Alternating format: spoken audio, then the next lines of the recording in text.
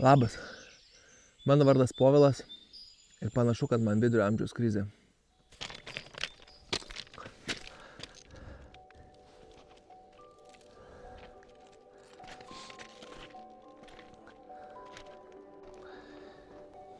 Iš tikrųjų labai keistai jaučiuosi, vaikščiodamas, save filmuodamas ir kalbėdamas į kamerą.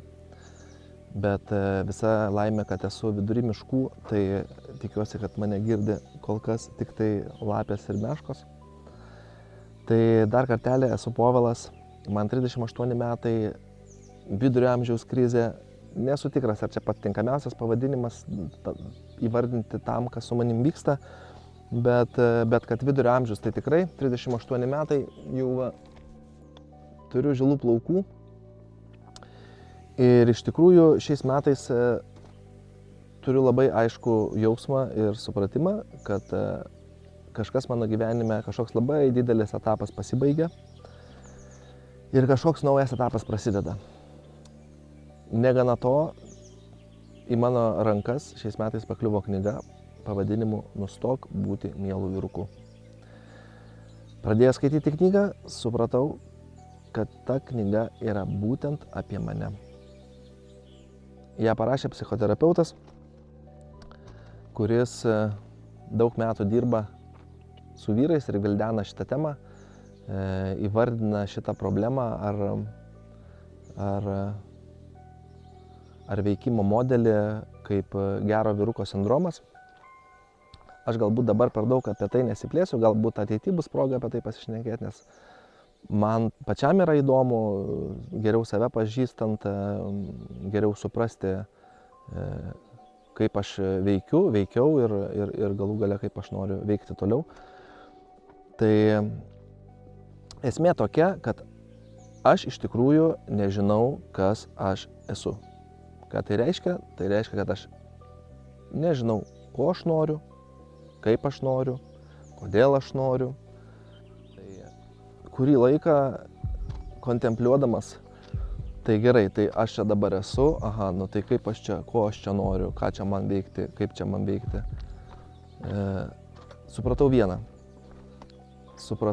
kad man reikia plano. Esu atsidūręs, galiu sakyti, gyvenimo kryžkelėje. Ir man reikia plano.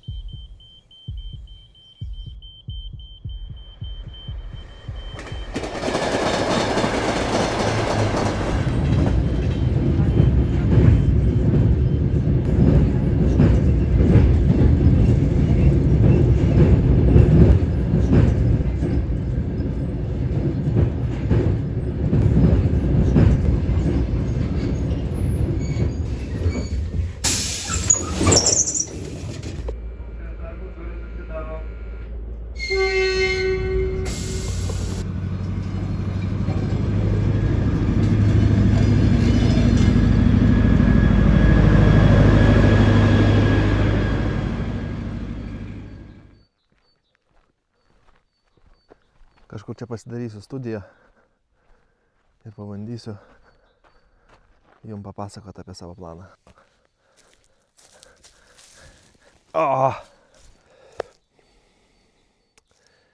Tikiuosi, kad matausi gerai, nors iš tikrųjų vis tiek man reikia patikrinti, ar aš matausi gerai. Jo, lyg ir gerai mačiausi.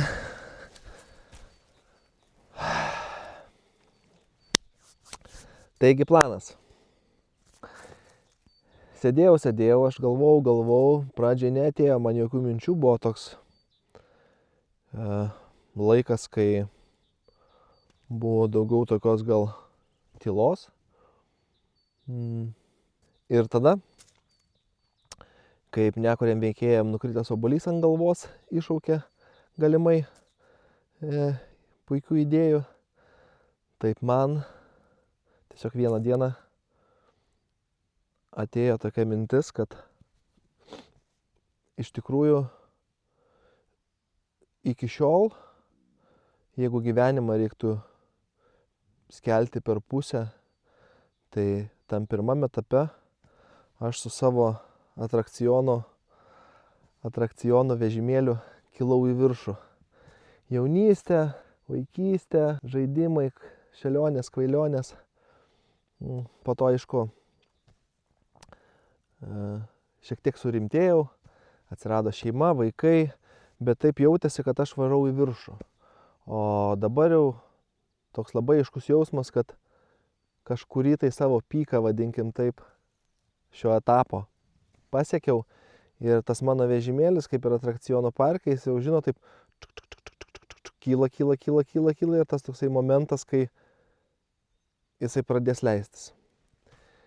Tai nebūtinai blogas dalykas, kad jisai jau leisis link, vadinkim, gyvenimo pabaigos. Aš labai viliuosi, kad Dievas duos dar man pagyventi ir pagyvensiu, bet kaip aš gyvensiu ir kiek aš gyvensiu, iš tikrųjų nemažai priklauso ir nuo manęs paties. Tai man norisi padaryti, kad tas mano vežimėlis nevarytų jau baisiai greitai žemyn. Kad tą mano nusileidimą padaryti tokį labiau soft. Kągi man reikia padaryti? Kas yra svarbiausia man? Tai labai paprastas dalykas. Jeigu vienu žodžiu reiktų pavadinti šitą planą, tai jo pavadinimas būtų sveikata. Surprise, surprise.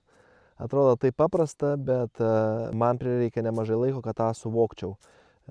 Manau, kad čia smarkiai prisidėjo mano gero vyruko sindromas prie to, nes visko ieškojau išorėje ir negalvojau apie save.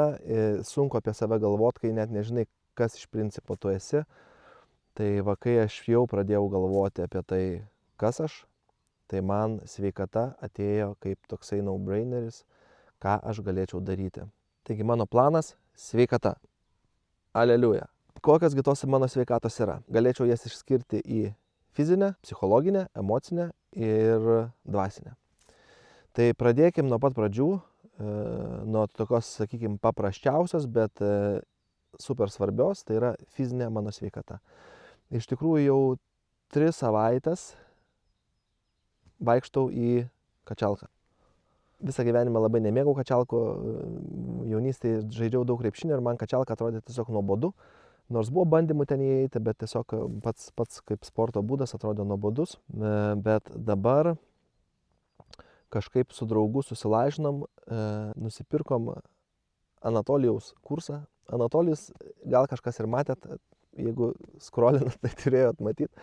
Tai toksai mėlynai apsirengęs su barzda ir su švininė šluota vaikšto džimuose ir ten prenkina visokius kačiokus. Tai kažkaip jisai man pasirodė, kad lyg ir vaikinas, kad turi jėgos ir kažkaip tą jėgą savyje sugebėjo suakumuliuoti. Tiesiog iššoko jo tas kursas ir sakau, va, čia ženklas, let's go. Dabar 7 savaitės vaikščiosiu. 3 jau praėjo, dabar 4 prasidėjo, vaikščiosiu į sporto klubą. Prie viso šito dar pradėjau daryti tam tikrus pratimus, bet apie juos, galbūt apie savo visą šitą sportą papasakosiu irgi, kad nors ateityje iš principo tai, kad pradėjau fizinį aktyvumą. Tai reiškia, pradėjau stiprinti savo raumenis, pradėjau ruošti savo kūną senatvei, vadinkim taip. Ir dar kam aš jį pradėjau ruošti, prie tos pačios fizinės mano sveikatos, kas dar yra svarbu sveikatai. Taip, maistas. Ir dar koks dalykas, kad aš supratau, kad man iš tikrųjų patinka auginti augalus. Man patinka kišti rankas į žemę, man patinka žiūrėti, kaip augalai auga, galų gale man patinka po to tos augalus valgyti ar kaip kitaip juos vartoti. Antra fizinės sveikatos dalis ir iš tikrųjų manau, kad daugiausiai kontento bus iš mano daržo. Mano noras yra pasidaryti daržą, kuriame aš užsiauginsiu bent kažkiek tai savo maisto, kuris bus sveikas ir padės mano sveikatai. Dabar galbūt iš tikrųjų būtų geras laikas ir nusikelti šiek tiek į tą mano daržą. Nieko ten dar kol kas per daug nėra, bet tiesiog aprodysiu, kur ta bus mano žaidimo aikštelė ir ką aš ten planuoju daryti. Tai 1, 2, 3. Op, sugrįžau atgal. Gerai čia stumiu. Opa, nu ką, mes jau ir šiltnami. Aš kaip tikras rimtas daržininkas, baltos kojinės, kroksai, darbinė apranga. Pabandau jums trumpai parodyti, ką mes čia turim.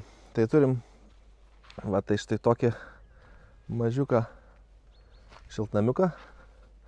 Nieko čia jame dar nėra, apart pasėtų žirnių va į tokią dėžutę, apie kurią aš irgi jums parodysiu vėliau. Čia va porą simpatiškų bačkų, kurias gal panaudosiu irgi kažkam. Tai va, tai tokis šiltamis.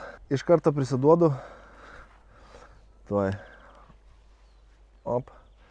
Iš karto prisiduodu, tai esu kokio 1,5 metų daržininkas. Tai nėra taip, kad aš visai naujokas. Esu kelis sezonus kažką biškį bandęs, bet tiesiog mano fokusas buvo visai kitur ir daržam neužteko laiko ir viskas buvo taip numesta ir pamesta. Bandysiu čia prikelti tuos daržus ir dabar parodysiu, kągi mes čia turim. Tai turim savo trobą, turim, nežinau, čia gal ne taip gerai matosi, čia yra pora lysvių braškių, nes obviously vaikam skanu. Man skanu, visiems skanu. Tada turim čia uždengta žemė. Tai aš labai viliuosi, kad pakėlus celofaną dalis jau žolių bus prapuvę ir bandysim čia kažką išgimdyti. Taip kad viena vieta, tada turim antrą vietą. Bandysiu padaryti lysves, daržą. Dabar iš tikrųjų pilnas internetas yra įvairiausių būdų. Gali galvą pamesti bežiūrėdamas, kiek ten kas ir kaip ir kodėl ten viską daro. Tai aš bandysiu padaryti kažkaip tai savaip, iš to, ką esu matęs, ką girdėjęs, kas man atrodo make sense, tą pabandysiu padaryti. Noras būtų padaryti daržą kuo labiau autonomišką. Tai reiškia, kad kiek įmanoma man reiktų prie jo mažiau laiko būti. Nes, kaip ir minėjau, man patinka auginti, man patinka žiūrėti, kaip auga augalai, man patinka žiūrėti į jų žiedus, man patinka juos valgyti, bet man iš tikrųjų apšė nepatinka juos ravėti ar juos laistyti. Ir tas atima nemažai laiko, tai mano būtų noras ir tikslas daryti tos daržus tokius, sakykime, suaugusius kažkuria prasme, kur man reikėtų kuo mažiau laiko investuoti į jų priežiūrą. Taip kad apie visus tos būdus, kuriuos aš čia bandysiu daryti, jau bus kitose serijose. Bet čia toks pirmas mums toksai susipažinimas su tuo, ką mes turim. Dabar turim dar vieną vietą. Čia va toks, sakykime, gal didžiausia vieta. Tai čia buvo kažkada. Šiais metais irgi čia bus, kasgi lietuviui, bus bulvė. Iš tikrųjų, mūsų šeima daug jos valgo ir kodėlgi mums jos neužsiauginus, nereikės pirkti parduotuviai. Tai va, dabar prieinam dar prie vienos labai svarbios vietos. Tai yra, jau daviau netgi vietą, ne vietą, o pavadinimą šitai vieteliai, kuri irgi yra labai tampriai susijusi su mano būsimu daržu. Tai yra alchemijos kabinetas. Tuoj aš jums papasakosiu. Bandau pasistėti šitą visą ir bandom. Čia aišku pasiruošęs su pirštinėm. Svarbiausia baltos kojinės ir kroksai. Op. Šitą patrauksim. Taigi, kasgi čia? Bandysiu gaminti maistą savo augalam. Kaip ir man pačiam reikia sveiko maisto, lygiai taip pat ir augalam reikia sveiko maisto. Kas augalam yra sveikas maistas, tai yra sveika ir gera žemė. Jau čia turiu pasidaręs 3 sekcijas. Iš tikrųjų, kas čia iki šiol buvo daryta, tai praktiškai nieko.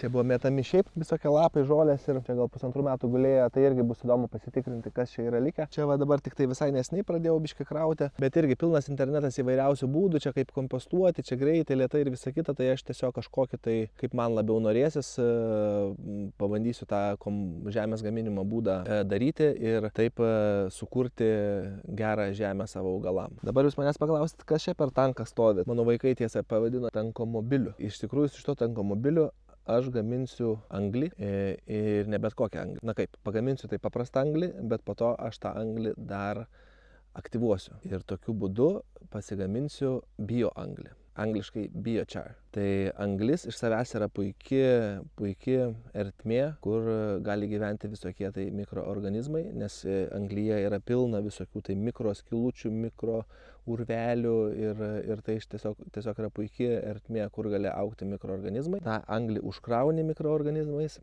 ir tada dedi į žemę ir joje auga augalai ir iš tos anglies po truputėlį ima drėgmę tiek ir maistinės medžiagas, kurių jiems reikia. Tai visą šitą procesą irgi parodysiu, kaip tai atrodo. Iš tikrųjų, čia gal toks biški labiau advanced būdas šitas aparačiukas, bet yra ir visiškai paprastų būdų, kaip galima anglį pačiam pasidaryti. Tai tą būdą gal irgi jums parodysiu.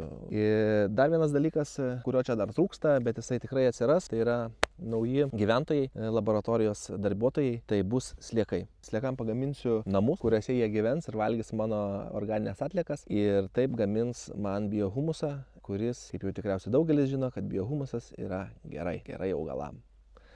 Tai va, tai su laboratorija tikriausiai šiam kartui tiek, bus ir daugiau epizodų būtent iš tos vietos, bet kol kas matom, kad čia dar viskas taip daugiau mažiau pavasariškai snaudžia, dar pas mus net yra biški sniego likę. Tai apie laboratoriją tiek.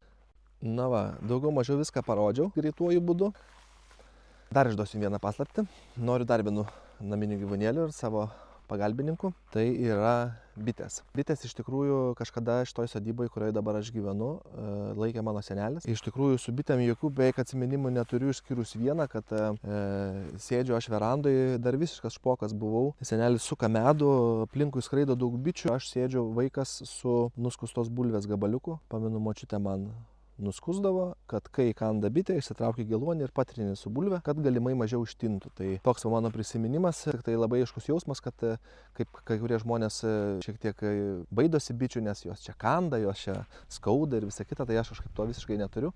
Matyt, nuo vaikystės, nes tuo metu man nebuvo baisu ir ten per daug neskaudėjo, tai jos ir dabar ne per daug skaudės. Bitės, kodėl jos naudingos daržui? Bitės skris į mano augalų žiedus, padės jom apsidulkinti tiem augalam ir tokiu būdu stiprins mano daržą. Plius iš viso šito augalų meilės šokio, kuriame sudalyvauja bitė, jį parsineša į savo avilį ir pagamina medų. Labai tikiuosi, kad dalį to medaus aš galėsiu pasilikti savo, dalį paliksiu bitėm. Ir toksai atrodo tikrai puikus naminis gyvūnėlis, kuris ne tik gražus ir įdomus, bet jisai ir prisidės tiek prie daržo, tiek prie mano vėlgi sveikatos. Tai grįžtam atgal. Pala, dar biškai sugrįžtam atgal. Jeigu jau svajojam, tai nežinau, iš kur čia vėjas pučia, kaip čia gausis, bet whatever, svajokim. Dar norėčiau biškį naminių gyvūnėlių. Vištų. Vištos lygiai taip pat gali padėti man darže. Gali padėti darže pavasarį ir rudenį, ravint. Vištos gerai pavasarį ir rudenį įleidus jas į daržą, jos gali paravėti už tave. Plius jos gali padėti gaminti kompostą. Plius be abejo jos gali duoti tau kiaušinių. Sveikų kiaušinių. Vėlgi sveikata, aleliuja. Su vištom turiu biškį patirties. Esu, taip pavadinkim, vieną ciklą prasukęs. Prieš kelis metus nuvažiavau į Uteną, nusipirkau 50 viščiukų. Iš tų 50 viščiukų buvo 32 gaidžiai. Kaip visi žinom, gaidžiai kiaušinių nededa. Tos gaidžius man reikėjo kažkur padėti. Na ir aš be abejo juos padėjau į puodą. Ką, naujukai? Tuoj aš sugrįšiu, pabaigiu čia savo šėlionės. Tuos gaidelius man teko susikaupti ir, kaip sakant, apdoroti taip, kad jų nebeliktų. Iš tikrųjų įgijau patirties vištų apdirbime, vadinkim taip. O likusios vištos dėjo man kiaušinius, bet po to atsitiko nelaimė, kuri vadinasi šuo ir lapės. Tai tiesiog tų vištų nebeliko. Tiesa, dar eigoje kažkuri iš vištų pradėjo sėdėti ant kiaušinių, leidau aš jai surinkęs kiaušinių, išsėdėti, išsirito viščiukai ir, žodžiu, ta višta išnešiojo man tos viščiukus ir, žodžiu, užaugo dar vienos vištos. Tai iš principo esu visą ratą apėjęs, kas liečia vištų auginimą. Tai kažkada tikrai norėčiau sugrįžti, gal jau šį kartą šiek tiek gudriau, biškai saugiau ir žiūrėsim, kaip čia bus. Tikiuosi, kad tos vištos kažkada anksčiau ir vėliau atsiras. Na, o dabar jau tikrai grįžtam gal ir einam į pabaigą. Op, sugrįžau. Tai kol kas tikriausiai tiek tam pirmam epizodui. Tikiuosi, kažkam bus įdomu. Iš tikrųjų labiausiai tikiuosi, kad bus man pačiam įdomu, nes kodėl aš iš vis pradėjau čia tą video filmuoti, tai kažkaip jaučiu, kad mano gyvenime man trūksta kūrybos.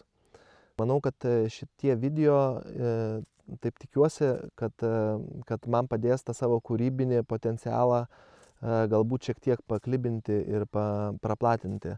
Be video dar ir muzika man patinka.